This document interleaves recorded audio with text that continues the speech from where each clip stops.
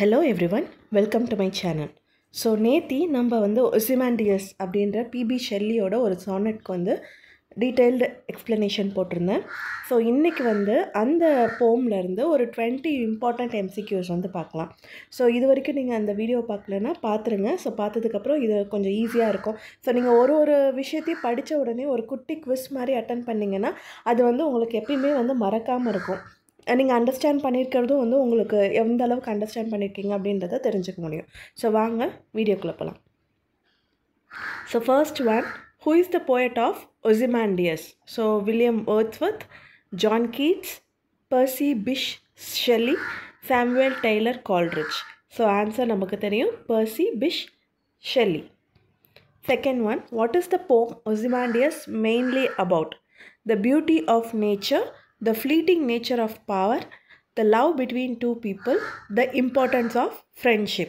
So நமக்கு தெரியும் அதில் நம்ம என்ன பார்த்தோன்னா, ஒரு பவர் ஒருத்தவங்கக்கிட்டே இருக்க போகிறது கிடையாது. ஸோ அது ஒரு நாள் ஒருத்தட்ட வரும், இன்னொரு நாள் இன்னொருத்தட்ட போடும். ஸோ அந்த பவர் இருக்குது அப்படின்றதுக்காக நம்ம ரொம்ப திமிராக ரொம்ப ஆணவமாக இருக்கக்கூடாது அப்படின்றது தான் இந்த போயமில் ஒசிமாண்டியஸ் அப்படின்ற ஒரு கிங் பேஸ் பண்ணி நமக்கு சொல்லியிருப்பாங்க. So the answer is the fleeting nature of power. Third one, in the poem, who narrates the story of the ruined statue? So நம்ம பார்த்தோம், அதில் நம்ம அப்போ பார்க்கும்போதே சொன்னேன். ஸோ நல்லா ஞாபகம் வச்சுக்கோங்க, அதில் 2 பர்சன் தான் வருவாங்க. ஒன்று ஐ, இன்னொன்று ட்ராவலர். ஸோ ஐ அப்படின்ற பர்சன் நரேட்டர். அது காமனாக ஒரு அன்னோன் பர்சன்னு சொல்கிறாங்க, இல்லையா அந்த ஹிஸ்டாரியன் நம்ம நேம் பார்த்தோம் இல்லைங்களா, அதுவாகவும் இருக்கலாம் அப்படின்ற மாதிரி சொல்கிறாங்க. அண்ட் அந்த ட்ராவலர் அவர் மீட் பண்ணுறாரு. அந்த ட்ராவலர் தான் பார்த்திங்கன்னா அந்த ஸ்டாச்சுவை பற்றி எக்ஸ்பிளைன் பண்ணுவார். So the answer is traveller. Fourth one, what does the inscription on the pedestal of the statue say? So நம்ம பார்த்தோம், அந்த ஸ்டாச்சுவே உடஞ்ச சிதிலமடைஞ்ச நிலையில் தான் இருந்தது. ஸோ ஒரு சில லெக்ஸ் இருக்கும், அப்புறம் ஒரு ஹெட் அண்ட் ஃபேஸ் மட்டும்தான் இருந்தது. ஸோ அதுலேருந்து தான் நம்மளுக்கு எக்ஸ்பிளைன் பண்ணியிருப்பாங்க. அதுக்கு கீழே ஃபஸ்ட்டு இருக்க 8 லைன்ஸ் ஸ்டாச்சுவை பற்றியும், அடுத்து இருக்க 6 லைன் அந்த பெடஸ்டலில் என்ன எழுதியிருக்கு, அது இப்போ எப்படி மாறி இருக்குது அப்படின்றத பற்றியும் தெளிவாக கொடுத்துருந்துருப்பாரு நம்ம ஆத்தர். ஸோ அந்த பெடஸ்டலில் என்ன இருக்குது அப்படின்றத கேட்குறாங்க. Look on my works, a mighty and despera, all shall fade in time. Remember me, for I am great. Power is eternal. So the answer is A. Look on my works, a mighty and despair. Next, fifth one. What does the phrase colossal wreck in the poem signify? So மொத்தமாக ஒரு சிதிலம் மொத்தமாக அழிஞ்சிச்சு அப்படின்றது இங்கே எதை குறிக்குது அப்படின்றது the ruins of a once great statue. So அப்போ அந்த சமயத்தில் ஒசிமாண்டியஸோட ஸ்டாச்சு ரொம்பவே கிரேட்டாக இருந்திருக்கும். ஸோ அவர் எந்த எராவில் வாழ்ந்தாரோ அந்த எராவில் அவர் ஒரு பெரிய கிங்காக இருந்திருப்பார், நல்லா வாழ்ந்திருப்பார், அவர் சுற்றி நிறைய க்ரியேட் பண்ணியிருப்பார். பட் அதுக்கப்புறமா அவரோட ஸ்டாச்சுவே பார்த்திங்கன்னா ரொம்ப உடஞ்சி போய் இதாக தான் இருக்குது. அவர் சுற்றி க்ரியேட் பண்ணது எதுவுமே இல்லை. ஸோ அதுதான் இங்கே கொலோசல் ரெக் அப்படின்ற மாதிரி சொல்கிறாங்க. Next, which of the following best describes the tone of the poem? So இந்த போயமோட டோன் எப்படி இருக்குது அப்படின்னா, இது நம்ம ஆரம்பத்துலேருந்தே பார்த்துருக்கோம். ஆரம்பத்துலேருந்தே ஒசிமாண்டியஸை ப்ரைஸ் பண்ணுற மாதிரி இருக்கும். பட் அவர் எப்படி இருக்குன்னா, அவர் அவ்வளோ திமிராக இருந்தார். அவருக்குமே இந்த நிலமை தான். அவருமே ஒரு காலப்போக்கில் அவராகட்டும், அவர் செஞ்சதாகட்டும் எல்லாமே இதாக தான் போகுது. ஸோ நம்ம ரொம்ப திமிராக இருக்கக்கூடாது அப்படின்றது தான் சொல்கிறோம். ஸோ அதை ஒரு ஐரானிக்காக அவரை பெருமையாக பேசுகிற மாதிரி பேசி அவருக்கே இந்த நிலமை தான் அப்படின்ற மாதிரி சொல்கிற மாதிரி இருக்கும். So the tone ironic. Next question, what part of the statue remains intact according to the poem? Intact அப்படின்னா ஒரு கொஞ்சமாவது உடஞ்சி இல்லாமல் கொஞ்சம் சேஃபாக இருக்கிற மாதிரி ஏன்னா மொத்த இதில் பாதி எல்லாம் அழிஞ்சிருச்சு. ஸோ அதில் எது இன்டாக்டாக இருக்குது, கொஞ்சம் இதாக இருக்குது அப்படின்ற மாதிரி பார்த்திங்கன்னா the head and the face. So லெக்ஸுன்னு சொல்ல முடியாது. ஏன் லெக்ஸுன்னு சொல்ல முடியாதுன்னா, அது கிட்டத்தட்ட பாதி தான் இருக்குது. கம்ப்ளீட்டாக இருந்தால் தான் லெக்ஸுன்னு நம்ம சொல்ல முடியும். ஒரு காலுக்கு கீழே, அந்த முட்டிக்கு கீழே அந்த மாதிரி தான் குட்டியாக ஒரு ஆங்க்லெட் மாதிரி அந்த மாதிரி இருக்கிற இடம் தான் இருக்குது. ஸோ அதனால் லெக்ஸுன்னு நம்ம சொல்லலை. Next, What expression is depicted on the face of the statue? So statue வந்து ஸ்டாச்சுவில் இருக்க ஃபேஸில் நல்ல ஒரு அழகான ஒரு எக்ஸ்ப்ரெஷன் தெரியுது அப்படின்ற மாதிரி நம்ம சொல்லியிருந்தோம் இல்லைங்களா? அந்த எக்ஸ்ப்ரெஷன், அதாவது கல்லுலேயே அவ்வளோ அழகாக எக்ஸ்ப்ரெஷனை வந்து கொண்டு வந்திருக்காரு அந்த ஸ்கல்ப்டர் அப்படின்ற மாதிரி சொல்லியிருந்தோம். ஸோ அது என்ன expression? ஸ்மைலா, a look of kindness, a frown and sneer of cold command, a blank emotionless stare. So இதில் வந்து a frown and a sneer of cold command.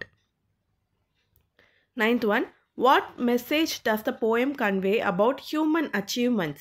Human achievements பற்றி என்ன மெசேஜ் சொல்லுது? They last forever, they are temporary and will eventually decay, they are insignificant compared to nature, they should be celebrated throughout time. So the answer is they are temporary and will eventually decay. So நம்ம என்ன தான் achieve பண்ணியிருந்தாலும், எவ்வளோ பெரிய ஆளாக இருந்தாலும், அது காலப்போக்கில் வந்து அது அழிஞ்சிட்டே தான் வரப்போகுது.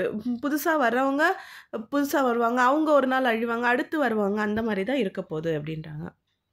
Next, where is the statue of Ozymandias located in the poem? In a vast desert. So ஒரு பெரிய டெசர்ட்டில் தான் வந்து அந்த ஒசிமாண்டியஸோட ஸ்டாச்சு இருக்குது. சுற்றி வந்து எதுவுமே இல்லை. So next one, the phrase King of Kings in the inscription implies that Ozymandias considered himself. So அந்த phrase வந்து இருக்குது, King of, நான் தான் வந்து my name is Ozymandias, King of Kings அப்படின்ற மாதிரி சொல்லியிருப்பாரு. ஸோ அந்த King of Kings வந்து என்ன அவரை ரெப்ரசன்ட் பண்ணுது? A benevolent ruler, a ruler above all other kings, a humble leader, a wise philosopher. Answer is a ruler above all other kings. அவர் அப்படியே நினச்சிக்கிட்டாரு, நம்ம மற்ற எல்லா கிங்ஸை விட நம்ம தான் மேலே, நம்ம தான் அந்த கிங்ஸையே வந்து ரூல் பண்ணுறோம் அப்படின்ற மாதிரி. Next one, the poem is written in the form of a ode, ballad, sonnet, free words. So நம்ம பார்த்தோம், ஃபஸ்ட்டு ஒன்னே பார்த்தோம், இது வந்து it is a sonnet. Sonnet வந்து 14 லைன்ஸ் அண்ட் பட் வந்து இது வந்து ஒரு பர்டிகுலர் சானட் ஃபார்மேட்டை எடுக்கலை. பெட்ராக்கியன் ஃபார்மேட்டும் கொஞ்சம் எடுத்திருக்காரு, ஷேக்ஸ்பியர்லேருந்து கொஞ்சம் கொஞ்சம் ரைம் ஸ்கீம் எடுத்திருக்காரு, பெட்ராக்கியன் ஃபார்மேட்லேருந்து ஆக்டேவ் அண்ட் செஸ்டட் எடுத்திருக்காரு. அண்ட் இதுவுமே வந்து பார்த்திங்கன்னா மீட்டருமே பார்த்திங்கன்னா லூஸ் அயம்பிக் பென்டாமீட்டர் தான். அயம்பிக் பென்டாமீட்டர் தான் நார்மலாக சானட் எழுதுவாங்க. பட் இது வந்து ஒரு கொஞ்சம் டிஃப்ரென்ஸ் இருக்கிற மாதிரி தான் அயம்பிக் பென்டாமீட்டரை யூஸ் பண்ணியிருக்காரு. அண்ட் இதனுடைய ரைம் ஸ்கீம் வந்து ரொம்பவே டிஃப்ரெண்ட்டாக இருக்கும். ஸோ கண்டிப்பாக இதனுடைய ரைம் ஸ்கீமை வந்து மனப்பாடம் பண்ணி வச்சுக்கோங்க, எனக்கு கேட்கறதுக்கான சான்ஸ் வந்து நிறைய இருக்குது. Next one, what literary device is used in the line the hand that marked them? So the hand that marked them, இதில் வந்து இன்னொரு கேள்வி கேட்கலாம், ஹூஸ் ஹேண்ட் இஸ் தட்? அது வந்து ஸ்கல்ப்டரோட ஹேண்ட். ஸோ அது எதை மார்க் பண்ணியிருக்குன்னா அவரோட அந்த ஒசிமாண்டியஸோட எக்ஸ்ப்ரெஷனை கம்ப்ளீட்டாக கொடுத்து அவரை வந்து மார்க் பண்ணியிருக்காரு, கிண்டல் பண்ணியிருக்காரு. எந்த மாதிரி எக்ஸ்ப்ரெஷன்? ரொம்ப கோல்டாக, அவர் வந்து ஒரு அரகண்டான பர்சன் அப்படின்றத வந்து அந்த அவரோட ஆர்ட் அந்த திறமையிலே வந்து கொண்டு வந்திருக்காரு. So the answer is it is irony. 14th one, what does the poem suggest about the relationship between art and power? Art is more lasting than political power. Power is more lasting than art. Both art and power are eternal. Neither art nor power can withstand time. So இதில் எதுனா art is more lasting than political power. So 15th one, what is the effect of the poem's setting on its theme? So போயமோட setting வந்து பார்த்திங்கன்னா it is dessert. So அது நமக்கு தெரிஞ்சாலே இதில் answer நம்ம சொல்லிடலாம். The desert setting emphasizes the theme of isolation and decay. Next, which word best describes the attitude of Ozymandias as portrayed in the poem? It is arrogant. What remains of Ozymandias' works as mentioned in the inscription? So அவர் சொல்லியிருப்பார், என்னோடய work பாருங்கள், நான் தான் ஒசிமாண்டியஸ் king of Kings, சுற்றி பாருங்கள், என்னோடய ஒர்க்கை பற்றி இது என்னை பற்றி தெரிஞ்சுக்கணுன்னா சுற்றி பாருங்கள் அப்படின்வார். பட் அந்த சுற்றி இருக்க ஒர்க் என்ன அப்படின்னா ஒன்றுமே கிடையாது. It is ruined and decade fragments. இந்த உடஞ்சி போன இதெல்லாம் தான் மட்டும்தான் இருக்கும். ஸோ வேறு எதுவுமே வந்து அங்கே இல்லை. The phrase boundless and bare describes. So boundless bare, so சுற்றி பார்க்குறப்ப அது வந்து ஒரு எண்ட் இல்லாத ஒரு வெறிச்சோடி இருக்க ஒரு பிளேஸ் தான் இருக்குது. அது என்னது அப்படின்னா the landscape around the statue. It is the desert. 19th one, the poem Ozymandias can best be described as a meditation on the power of love, the futility of human pride, the joy of nature, the mystery of the unknown. So the answer is the futility of human pride. What lesson does the poem Ozymandias teach its readers? Nature is eternal while human achievements are not. Love and kindness are the key to happiness. Success and fame last forever. Wealth can buy immortality. So the answer is A. Nature is eternal while human achievements are not. Nature தான் வந்து இருந்துகிட்டே இருக்கும். Human அச்சீவ்மெண்ட்ஸோ ஹியூமன்ஸோ வந்து நம்ம long lasting கிடையாது அப்படின்றது தான். So இந்த வீடியோ உங்களுக்கு பிடிச்சிருக்கும்னு நினைக்கிறேன். ஸோ பிடிச்சிருந்தா please like, share and subscribe. So இந்த மாதிரி ஒரு ஒர்க்கும் முடிச்சதுக்கப்புறம் நீங்கள் குவிஸ் உடனே அட்டன் பண்ணி பார்த்தீங்கன்னா உங்களுக்கு வந்து அது ஈஸியாக இருக்கும். ஸோ குவிஸ் அட்டன் பண்ணி பார்த்து நீங்கள் படிங்க அடுத்தடுத்த டாப்பிக்கு. Thank you everyone.